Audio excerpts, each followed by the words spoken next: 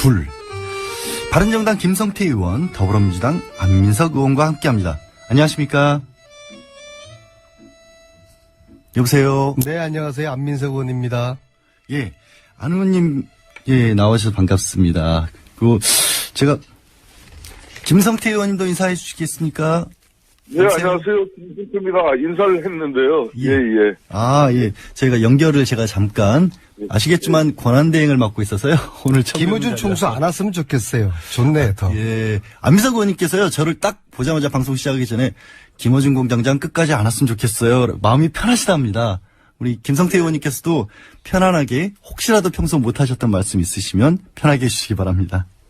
예, 그러겠습니다. 그런데 예. 안민석 의원께서는 말씀만 그렇게 하고 실질적으로는 김어준한테 더 꼼짝도 못 하시면서 처음부터 왜 저를 또 디스를 하세요? 꼼짝도 못하셨다. 그런 게 얽힌 게 좀 있으셔서 저한테 그렇게 얘기를 하셨을까요? 자, 일단 먼저 김성태 의원님께서 질문 먼저 주셨으니까 저도 김성태 의원님 관련해서 여쭤보려고 했는데 안 의원님이 독일을 갔다 오셨다고 하네요. 그래서 안 의원님 먼저 말씀을 하나 듣고 가야 될 것 같습니다. 독일은 어쩐 일로? 예, 독일에 지금 최순실 재산이 수조 원이 있다는 이야기는 들리는데 예. 실체를 파악할 수 없었던 참에 몇몇 동포분들이 제보를 주셨어요. 예. 그래서 그 제보를 확인하기 위해서 돈 세탁 전문가하고 예. 또 우리 주진우 기자하고 다녀왔고요. 그 와중에 주진우 기자하고 저하고 팬티 논란이 있었지만은 분명히 주진우 기자가 먼저 저에게 도발을 한 것이라는 말씀드리고요. 동포들의 제보는 상당히 신뢰할 만한 제보였고요. 예. 지금도 계속 들어오고 있고요. 예. 앞으로도 들어올 거라고 보고요. 이걸 정리를 해서 발표를 해서 특검에 넘길 예정이고요. 무엇보다도 정유라의 소재 관련해서 예.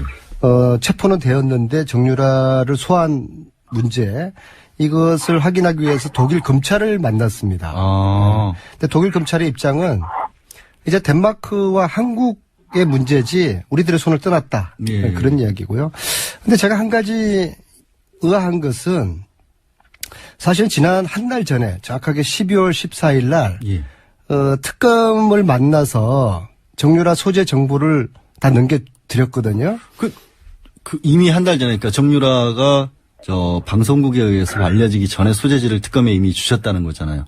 12월 14일 날 밤에요. 밤이에요. 밤 10시부터 12시까지 저와 특검 한 분하고 나머지 일행도 있었고 총 5명이서 정보를 주면서 어떻게 정유라를 체포할 건지에 대한 대책을 논의를 했거든요. 대책 논의까지 그냥 그럼요. 단순한 예. 정보 그냥 이런 추측이다 제보다 이런 정도가 아니라 아예 대책 논의까지 하셨다는.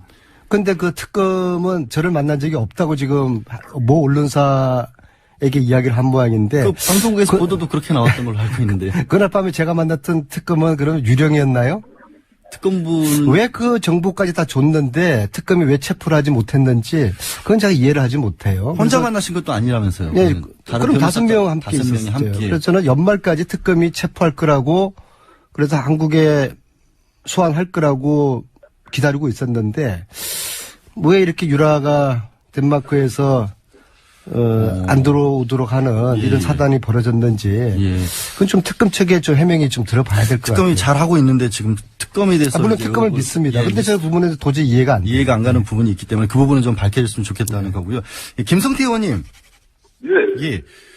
국정조사 하시느라고 안 의원님도 그러시지만 굉장히 고생 많이 하셨습니다. 또 특조 진행하신다고.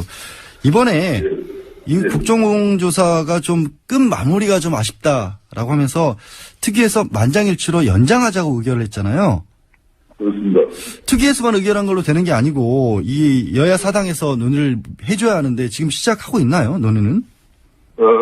사실 지난 3일 전에도 교섭단체 대표들을 직간접적으로 이렇게 만나고 또 그저께는 정신임 국회의장님을 제가 직접 찾아가서 그동안의 특조위 활동 보고와 또 국조특위 기간 연장에 대해서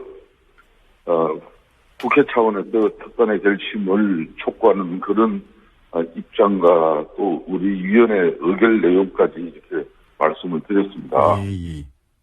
뭐 그럼에도 불구하고 뭐 국회의장께서는 4당 교섭단체 간에 합의만 이루어진다면은 뭐 원포인트 국회를 열어서라도 기간 연장을 뭐 처리할 수도 있다는 그런 입장이었지만은 예.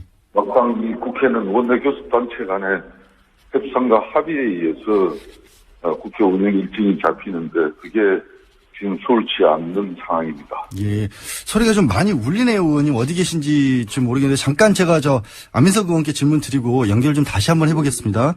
네, 예. 예. 안민석 의원님. 네. 그러면 이제, 이 특위의 연장이 필요한 이유가 있지 않습니까? 어떤 부분 때문에, 물론 그 국민들이 짐작하는 것도 있지만, 그렇게 의결을 하셨나요? 그때? 좀 전에 그 김성태 위원장님이 지난 2달 동안 그 국조특위 청문회 운영하시면서 참 애를 많이 쓰셨어요. 예, 수고하셨고요. 특히 저는 이번에 김성태 위원장님을 통해서 균형의 리더십이 저런 거구나. 굉장히 어려운 입시였거든요. 그렇죠. 근데 여야 어느 쪽에도 치우치지 않고 예. 그러니까 청문위원들한테도 욕먹지 않고 완벽한 균형의 리더십을 보여주신 김성태 위원님 참 수고하셨습니다. 또 자리에 안 계시니까 또 갑자기 또 좋은 말씀. 없을 때 칭찬하는 게 진정성이 있는 거죠. 그렇죠. 그런데 예. 지금 김성태 의원님 말씀하신 것처럼 저희들은 청문위원들이 만장일치로 국조를 한 달 연장해야 된다. 그래서 국조와 특검이 시너지 효과를 내어서 진실의 퍼즐을 하나라도 더 많이 맞출 수 있어야 된다라고 원내대표들에게 지금 요청을 하고 있는데 예. 기다리고 있지만 오늘 내일까지가 골드타임입니다. 내일 지나면 이제 끝나요, 국조가. 예, 아예 네. 끝나니까. 네, 예. 그래서 기다리고 있는데 만약에 이것을 여야 대표가 담아내지 못하면은 국민의 욕구를 담아내지 못하는 여야 원내대표들 역사적인 비판받을 것이고 참 한심한 것이죠. 이렇게 제가 예. 한마디로 정리하겠습니다. 도대체 뭐가 중요한디? 예. 근데 지금 어떤 정치적 상황, 특히 새누리당 같은 경우에는 남아있는 분들이 사실상 뭐 없다라고 봐야 되잖아요. 청문회 하실 수 있는 분들이 바른정당으로. 아니, 나와서. 네 분 지금 아마 계시지만 있죠. 예. 그분들이 이제 의혹도 많이 받으셨던 분들이. 거기는 애초에 뭐 의혹이 받는 게 아니라 국조 진상 규명을 방해하러 들어왔다고 특히 이완영 의원님 같은 경우는 국민들에게 이완용이라고까지 예. 비아냥을 받았지 않습니까? 예. 김성태 의원님 다시 연결돼 계시죠? 예, 예. 예, 예. 예, 이제 좀 낫네요. 안민석 의원께서 굉장히 칭찬을 많이 해주셨는데, 위원장으로서 이번 국조특위 가장 큰 성과를 거둔 것은 어떤 부분이다라고 말씀하실 수 있을까요? 사실상 이 국조특위, 특히 청문회를 개최하는 것은 어떻게 보면 여야 간의 정치 정쟁의 산물로 이 특위가 구성되고 청문회가 이루어지는 겁니다. 예. 그렇기 때문에 역대 그런 여러 국정조사 청문회를 보면은 항상 여야 간의 정쟁에 이 파행을 일삼기가 거의 뭐 일수였어요. 네. 그렇지만 이번에는 7차 청문회, 2차례 현장조사 청문회, 2차례 기간보고 이 11차례의 실질적인 조사에 있어서 단 한 차례도 이 위원회가 파행을 겪지 않았다는 것은 아마 대한민국 국회 헌정사에 길이 아마 남지 않겠냐 이렇게 보고요. 예. 두 번째는 위원님들 17분이 그렇게 열정적으로 이렇게 임한 적이 없어요, 사실상. 예. 물론 이 청문회는 또 국회의원들 특히 초재선 의원 이런 분들에게는 아주 좋은 기회죠. 예. 50 청문회 당시에 노무현 전 의원이 이제 어떻게 보면 50 청문회를 하면서 스타 반열에 오르고 또 대통령까지 되는 그런 기반을 만들었지 않습니까? 예. 막 그렇듯이 이번에도 최순실의 이런 국정농단의 이 엄중함을 너무나 깊게 인식하고 너무나 많은 노력들을 했어요. 예. 그에 비해서 사실상 이 국회에서 정인으로 채택된 그런 사람들이 계속해서 모른다, 뭐 본 적도 없다. 안 나오고 이런 북출석하면서 이런 무성의한 과거의 국정조사 청문회의 어떤 그런 간섭을 그대로 이어받으려고 했어요. 예. 그래서 이번 같은 경우는 불출석한 정인들 32명 동행명령장까지 발부했는데도 불구하고 안 나온 사람들 이번에 열의 일명 없이 고발 의결이 됐습니다. 예, 그 알겠습니다. 말은 앞으로 국회 정은 감정에 관한 법률에 의해서 국회 모욕죄로 예. 아마 사법부에서 제대로 처벌만 한다면은 이분들 고생 좀 할 거예요, 저하고. 예. 저기 알겠습니다. 안 의원님, 네. 지금 김성태 의원님의 이제 성과를 말씀을 해주셨는데 그 열심히 하시는 것들은 분명히 맞고 하지만 또 국민들 입장에서 봤을 때는 좀 뭐 여러 가지 뭐 얻은 것도 있지만 여전히 또 제대로 뭐 준비가 덜 된 것 같기도 하고 질문들이 좀 반복된 것 같기도 하고 그런 아쉬움 같은 것들도 좀 남는 것도 있었다. 그런 제일 안타까웠던 점은 이제 진행을 하시면서는 어떤 거 있으셨어요? 저는 좀 김성태 위원장님하고 생각이 좀 많이 틀려요. 저는 한마디로 예. 소문잔 잔치 먹을 것 없었다. 김 위원장님은 굉장히 많은 것을 얻었다라고 예, 저는 생각하시지만 개인적으로 예. 피가 거꾸로 솟을 순간이 여러 번 있었습니다. 첫 번째는요. 그 새누리당의 그 엑스맨 아까 예. 누구라고 뭐 벌써 그건 정말 말씀하셨잖아요. 매국적인 그런 발언 볼 때 예. 그리고 최순실 비롯한 문고리 3인방 증인들 불출석 예. 우병우 김기춘의 그 위증 이래서 이게 국민화병이 지금 생긴 거 아니겠습니까? 예. 이 청문회 때문에 국민화병이 생겼어요. 그다음 두 번째로 지금 바른정당으로 가 계신 우리 청문회 위원님들 예. 2달 전만 하더라도 국정조사까지만 하더라도 이분들은 최순실 국정농단의 부역자들이었어요.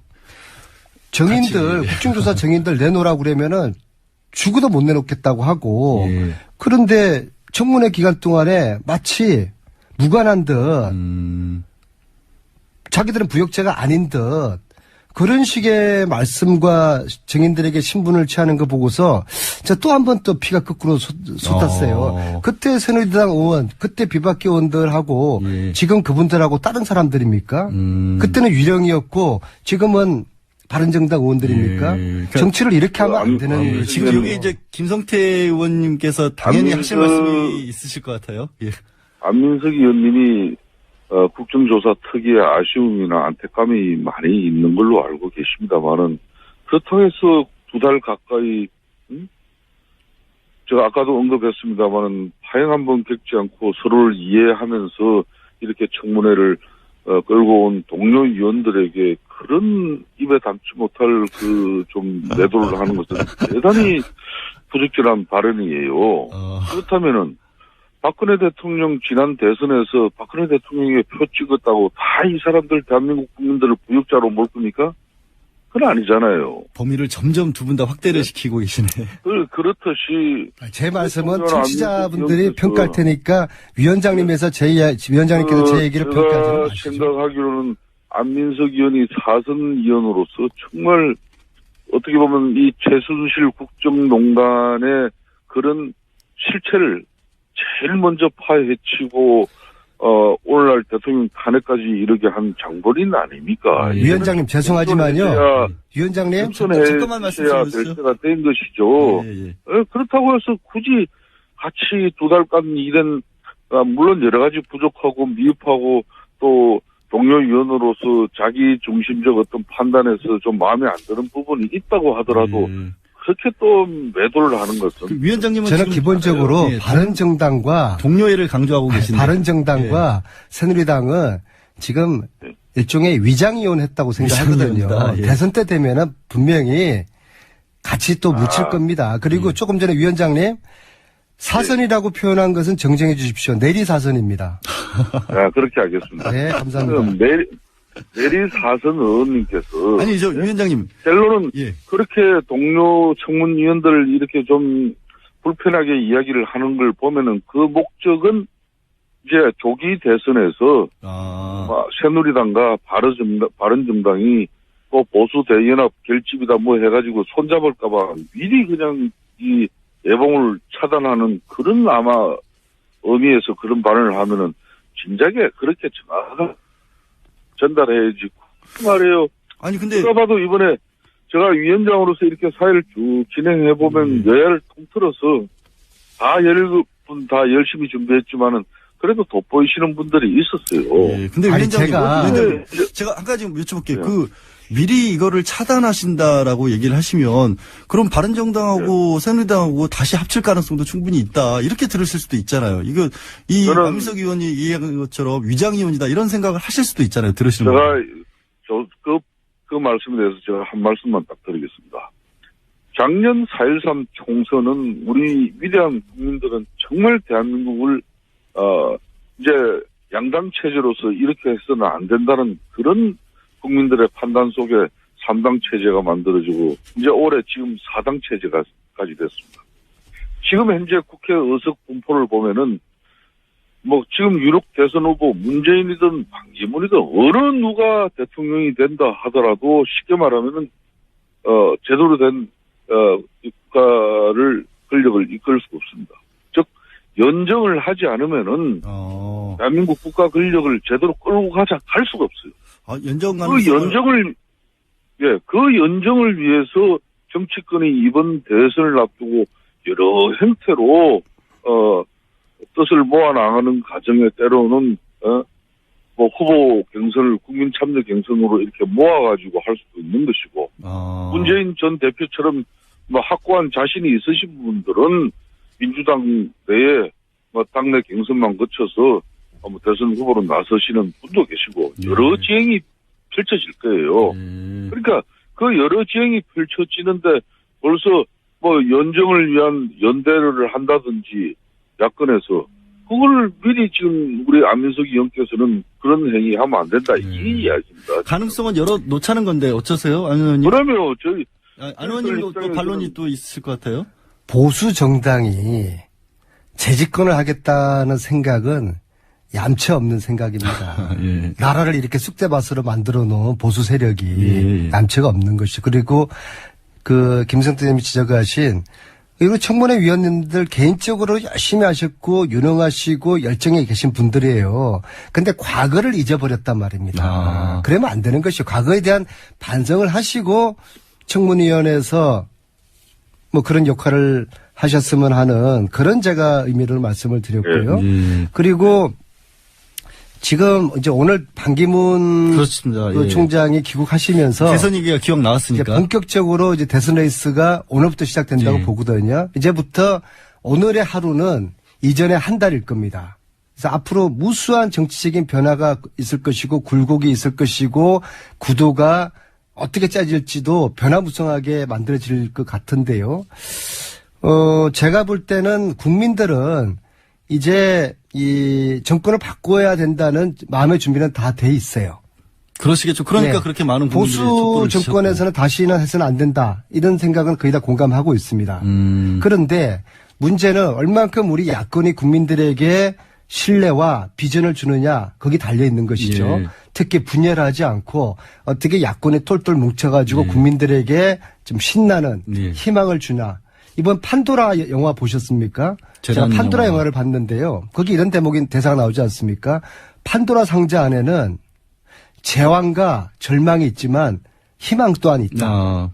이 국정농단 속에서 국민들이 아주 좌절하고 분노하고 실망했지만 좋은 지도자를 차기 대통령으로 뽑아야 된다는 그런 희망의 싹을 지금 틔우고 있는 것이거든요. 그래서 보수 정치 세력들은 이제 저희들에게 한번 넘겨준다는 생각하시고 저희들이 국민들과 함께 이 희망의 싹을 잘 키워가겠습니다. 김성태 의원님. 근데 판도라 상자에 남은 가장 큰 저주가 희망이라는 얘기도 사실은 있는데 지금 그 희망이 어떻게 보면 여권에서는 뭐 바른정당도 그렇고 새누리당도 그럴 수도 있지만 반기문 전 총장이 그 희망이 될 수도 있는 상황이잖아요. 김성태 의원님.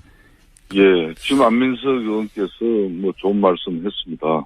이번 조기 대선에서는 보수가 나서서는 안 된다. 저는 일정 부분 동의합니다. 그렇지만은 그 일정 부분 동의하는 보수라는 것은 한마디로 패권주의적 보수입니다. 패거리 정치를 한 그런 보수는 저는 절대 나서서는 안 된다고 봐요. 예. 그런 측면에서 저는 문재인 당대표도 지금 현재 민주당 내에 과거의 친노 또 친문 패권주의가 청산되어져야만 우리 안민석 의원 같은 사람 지금까지 내리사선을 하면서 술 한 번 서지 않고도 용케도 살아남은 사람이지 않습니까? 예. 저런 사람들이 소신을 펼 수 있는 그런 민주당의 뭐 정치 구조가 돼줘야 되는 거예요. 예. 즉 다시 이야기를 하면은 과연 반기문은 흔히 말하는 친박 패권주의를 청산해내고 또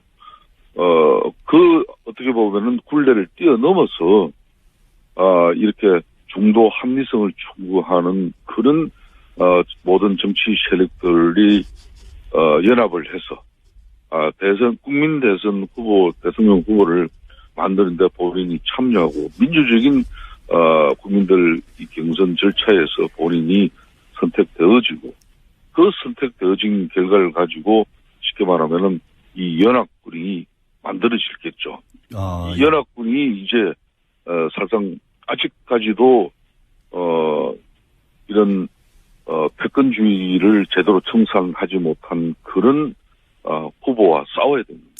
그 후보는 예. 한마디로 뭐 외교 안보의 중요한 문제도 북한의 또 이런 사전 양해도 구하고 뜻도 알아보고 판단하시는 분이죠. 예. 또 뭐 가령 국가의 중요한 결정도 뭐 때로는 자신이 되면 바꿀 수 있는 바로 그런 사람과 싸워야 될 거예요. 예. 그래서 오늘따라서 말씀을 왜 이렇게 길게 하세요? 친박의 패권을 씻어야 되는 것은 마찬가지지만 마찬가지로 네. 야권에서도 또 다른 패권을 씻어야 하는 거다. 그 반대로서 반기문 전 절대 제가 총장 그럽니다. 의원이 될 수 민주당 있다. 후보에서도 지금 김성태 의원님께서 속내를 딱 패권주의 들키셨어요. 청산 안 하면 힘들어요. 민주당도 결코 패권주의적 청산이 이루어지지 않은 채 대선 후보가 만들어지면은 그것 정말 쉽지 않을 거예요. 김성태 의원님 제가 패권에 속내를 대해서. 알아맞혀 볼게요. 예. 연합군이라는 의미는 그런 겁니다. 지금 반기문의 캠프가 MB계 쪽의 사람들이 짜고 있지 않습니까?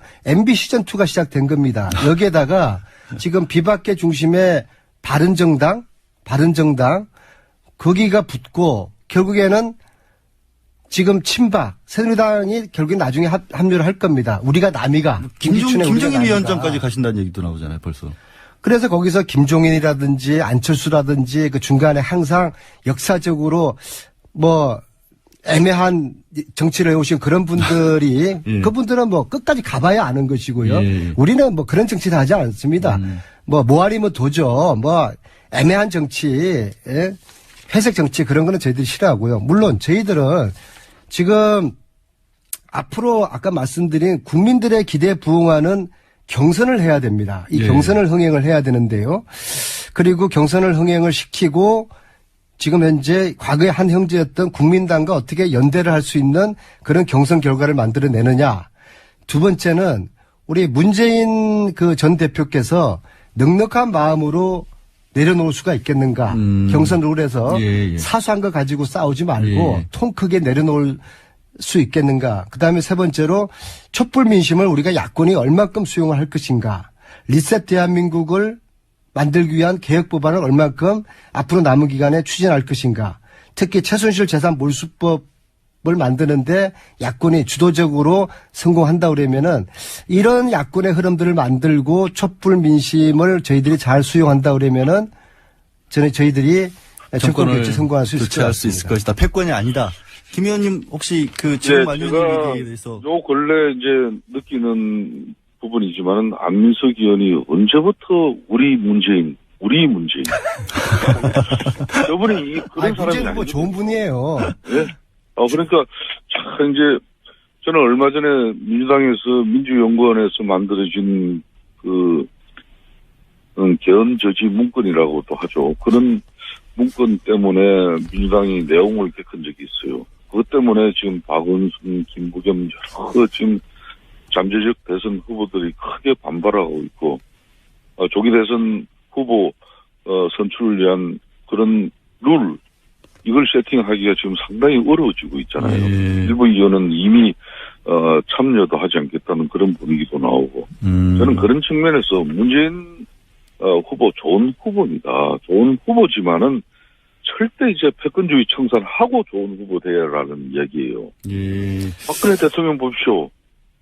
그 한마디로 군신 관계, 이 수평적인 당청 관계가 아니라 박근혜 대통령만을 위한 정당이 만들어지고 그 정당의 국회의원이 과반수 이상이 있기를 희망했지만은 작년 4.13 총선의 결과는 결국 냉엄한 선물을 박근혜 대통령에게 안긴 것이고 그 과반수 의석이 무너짐으로써 오늘날 이런 이 비참한 여러 가지 상황을 대통령이 직접 맞이했지 않습니까? 예, 그렇기 예. 때문에 저는 문재인 이제 전 대표께서도 좋은 대통령 후보가 되시려면 지금 빨리 계속 끝날 개헌 시간이 수용해야 됐는데요. 됩니다. 아니 그대들이나 알겠습니다. 잘 하시고요. 대선 전에 마무리를 해야 될 것 같고 대선 전에 지금까지 원포인트 바른정당 개헌이 김성태 의원, 국회 개헌 더불어민주당 투쟁에서 안민석 만들어지는 걸 의원이셨고요. 수용해야 됩니다. 두 분들은 계속 싸우실 것 영화 같습니다. 대사 너나 잘 하세요. 아니, 뭐 아직까지